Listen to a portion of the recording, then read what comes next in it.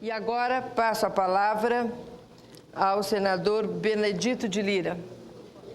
Com a palavra, senador. Depois o senador Marcelo Crivella. Logo em seguida.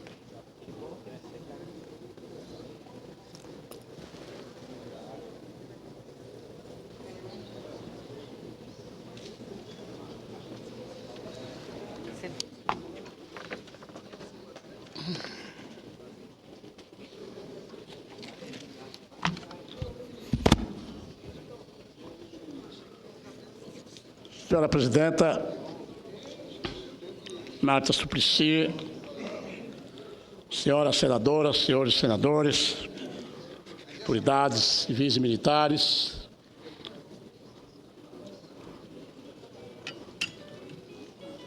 cumprimento o povo brasileiro por este momento singular da história da vida desta Casa do Congresso Nacional.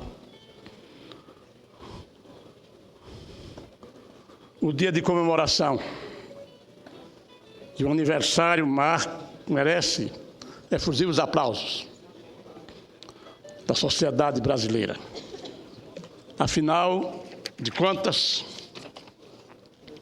o Senado Federal celebra 185 anos de sólida existência, sem que se possa insinuar arranhões em sua fidelidade ao princípio do respeito à igualdade entre os entes federativos da nação. Ao zelar pelo compromisso da aliança inafiançável entre os integrantes da federação, nossa Casa reitera sua tarefa revisora e fiscalizadora, aperfeiçoando as iniciativas legislativas lançadas pelo Congresso Nacional. Desde sua fundação, ainda que indiretamente, tem exercido papel fundamental na consolidação da democracia e na estabilidade das instituições. Não por mera coincidência, o Senado Federal tem sido, ao longo de seus quase 200 anos de existência, um dos pilares da estabilidade institucional no Brasil. Não há quem conteste sua importância política, assumindo atribuições para além das funções estritamente legislativas. Aliás, o artigo 52 da Constituição Federal enfatiza com muita propriedade sua competência fiscalizadora dos atos dos poderes executivo e judiciário, cabendo-lhe, inclusive, processar e julgar tanto o presidente da República quanto os ministros do Supremo Tribunal e do Superior Tribunal de Justiça, quanto ao ministro do Supremo Tribunal Federal, quando assim lhes convier. E tal atribuições exige-lhe, sem dúvida, excelsa responsabilidade no âmbito da estabilidade institucional do país. Espinha dorsal do sistema político republicano, a Alta Casa prestigia a relevância do Pacto Federativo para a sustentação de um contrato social entre os cidadãos de cada Estado, independentemente de posição do Estado na ordem econômica do país. O Senado privilegia a noção de simetria, de mútua assistência entre as partes, para a fundação de uma unidade federativa. Trata-se, sem dúvida, de um merecido respeito ao equilíbrio político entre os integrantes do Pacto Nacional. Senhora Presidente, senhoras e senhores senadores, logo após a conquista da independência, a Constituição de 1824, outorgada pelo imperador Dom Pedro I, estabelecia a criação de instituição senatorial no Brasil. No entanto, somente em janeiro de 1826, mediante um decreto monárquico, regulamentou-se funcionamento desta Casa, fazendo coincidir sua instalação no dia 6 de maio daquele mesmo ano. À época, os senadores eram todos nomeados pelo imperador em caráter vitalício. Na legislatura inaugural, a forma adotada para a composição dos representantes consistia em indicar apenas a metade do número de deputados eleitos por cada província. Ao contrário do Senado, os deputados eram eleitos pelo voto do povo, desde sua origem no Brasil.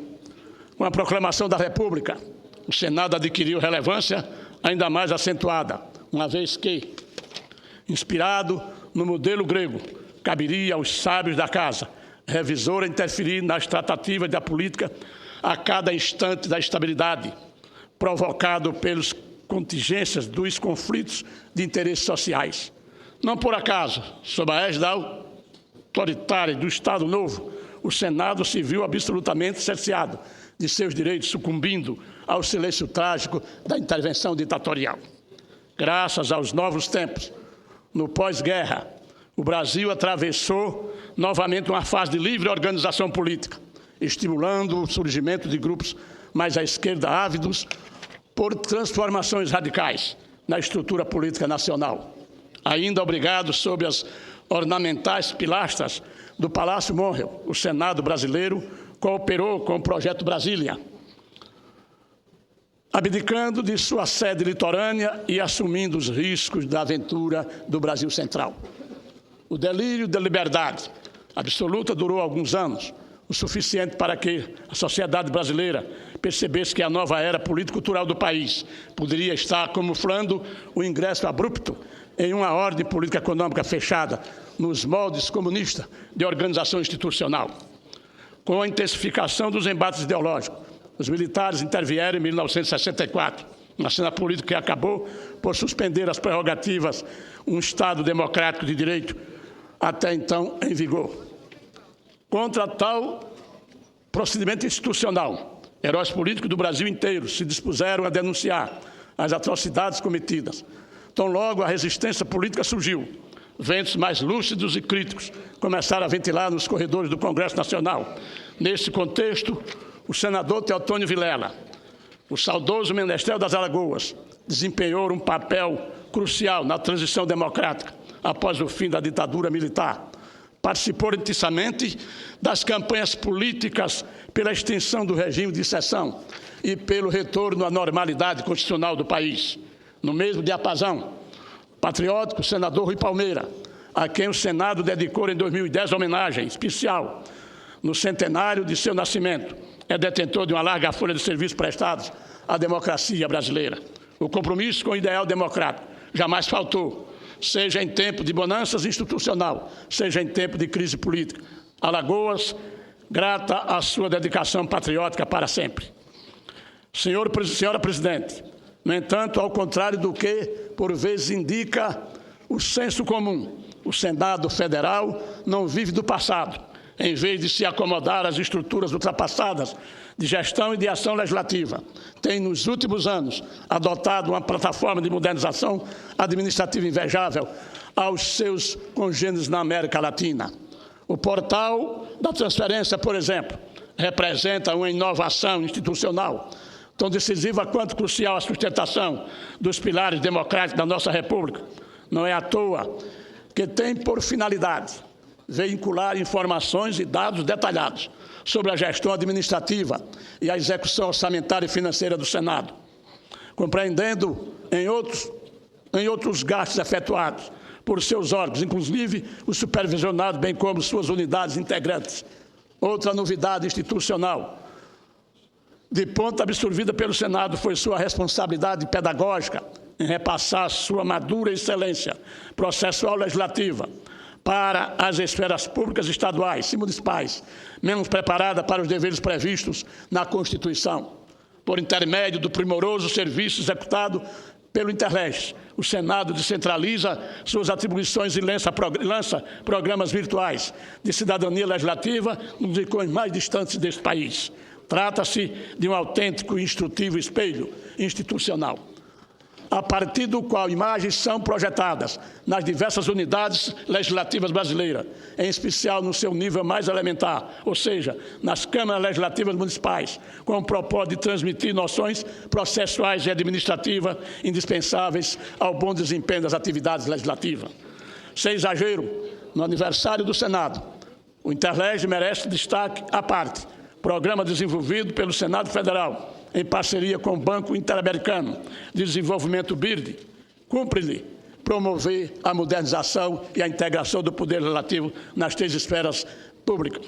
Graças ao manuseio das novas tecnologias de informações, viabilizou-se a promoção de maior transparência e interação desse poder com a sociedade.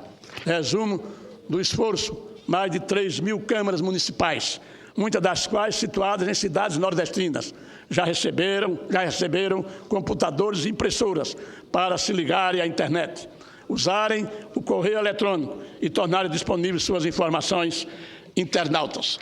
Enfim, cabe ao Senado Federal, senhora presidente, senhoras e senhores senadores, festejar seus anos de vida, orgulhoso do papel democrático que tem historicamente desempenhado. Porém, há muito ainda que trafegar até que se atinjam patamares de excelência, embora, a meu ver, estejamos seguindo o caminho correto. Enquanto isso, devemos estar preparados para cooperar com o sonho de um Senado Federal melhor e cada vez mais ciente de seu papel central para a consolidação dos ideais democráticos da República Federativa do Brasil. Senhora presidente, senhoras e senhores senadores, queria, nesta oportunidade, cumprimentar o senhor presidente José Sarney pelo trabalho que vem desempenhando à frente dessa instituição da República e dizer a Vossa Excelência que os parabéns são extensivos, não aos senadores e à mesa, mas extensivos a toda a sociedade brasileira. Muito obrigado. Muito obrigada, senador Benedito de Lira, um ilustre representante do Estado de Alagoas.